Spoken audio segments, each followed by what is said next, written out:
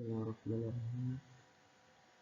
Alhamdulillahirrahmanirrahim. Puji syukur kita panjatkan kehadirat Tuhan yang Maha Kuasa atas berkat limpahan rahmat serta nikmatnya kita masih dapat melaksanakan kegiatan kita sehari-hari sebagaimana mestinya.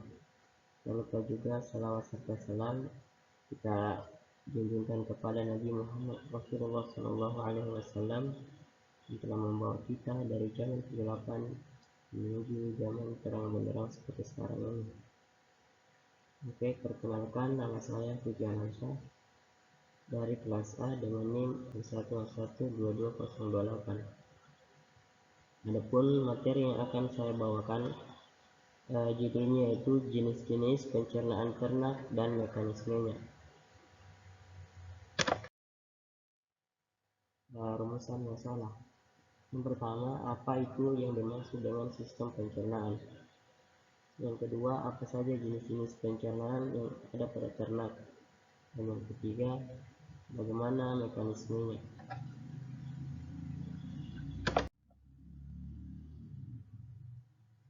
Pada umumnya, sistem pencernaan ternak dibagi menjadi beberapa tipe, seperti pencernaan monogastrik, pencernaan poligastrik, dan pseudoruminansia. Pencernaan ternak adalah proses di mana makanan dipecah dan diubah menjadi nutrisi yang dapat diserap oleh tubuh.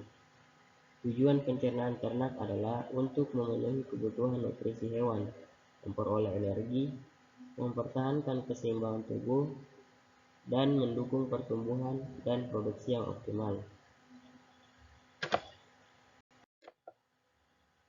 Yang kedua, jenis-jenis pencernaan yang terjadi pada ternak. Yang pertama itu ada pencernaan monogastrik. Pencernaan monogastrik terjadi pada hewan omnivora dan karnivora seperti unggas dan babi. Proses pencernaan ini terjadi dalam lambung dan usus halus. Yang kedua yaitu pencernaan poligastrik. Proses pencernaan ruminansia terjadi pada hewan herbivora seperti sapi dan domba. Sistem pencernaan ini melibatkan mikroorganisme dalam perut yang membantu mencerna serat dalam makanan. Dan yang ketiga, ada pencernaan pseudoruminansia. Pseudoruminansia merupakan istilah yang mengacu pada hewan herbivora yang memiliki sistem pencernaan mirip dengan ruminansia, meskipun mereka sebenarnya bukan ruminansia. Adapun contoh hewan pseudoruminansia yaitu kuda dan kelinci.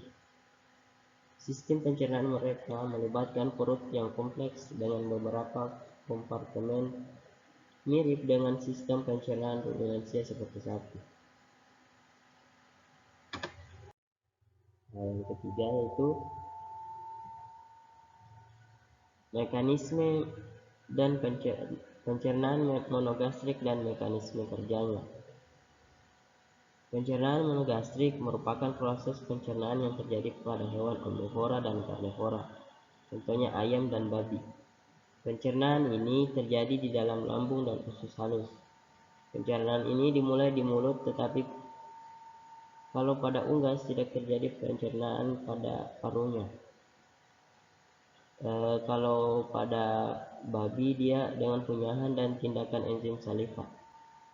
Kemudian makanan bergerak ke lambung, di mana pencernaan protein dimulai dengan bantuan asam lambung dan enzim. Setelah itu, makanan pindah ke usus halus, di mana pencernaan dan penyerapan nutrien berlangsung. Sekresi dari pankreas dan empedu turut berperan dalam pencernaan lemak dan karbohidrat. Akhirnya, sisa makanan yang tidak dicerna bergerak ke usus besar, tempat penyerapan air dan pembentukan feses terjadi sebelum dikeluarkan dari tubuh. Sistem pencernaan monogastrik lebih sederhana dibandingkan dengan sistem pencernaan ruminansia atau pseudoruminansia karena hanya melibatkan satu perut atau lambung dalam proses pencernaan. Yang keempat, pencernaan ruminansia dan bagaimana mekanisme kerjanya.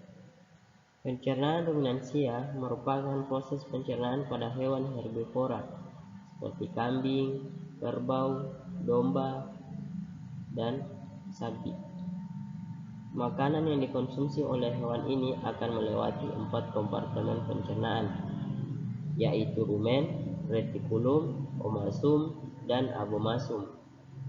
Proses fermentasi terjadi di dalam rumen oleh mikroorganisme yang membantu mencerna serat makanan yang dapat menghasilkan energi utama, yaitu PFA. Contoh hewan dengan sistem pencernaan ruminansia yang saya sebutkan tadi yaitu sapi, kambing, domba, dan kerbau.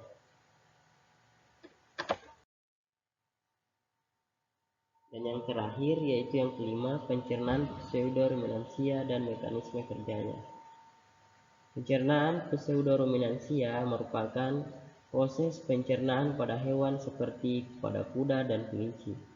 Meskipun tidak memiliki kompartemen pencernaan seperti pada ruminansia, proses pencernaan pseudoruminansia melibatkan fermentasi mikroba yang terjadi di dalam usus besar. Contohnya, kuda menggunakan mikroorganisme di usus besar mereka untuk mencerna serat kasar dalam makanan. Pada hewan-hewan ini, makanan pertama kali masuk ke dalam rongga perut yang lebih rendah sebelum dipindahkan ke bagian perut lainnya untuk pencernaan lebih lanjut. Oke, mungkin sekian penyampaian materi dari saya. Kurang dan lebihnya mohon dimaafkan. Wabillahi taufiq wal hidayah. Wassalamualaikum warahmatullahi wabarakatuh.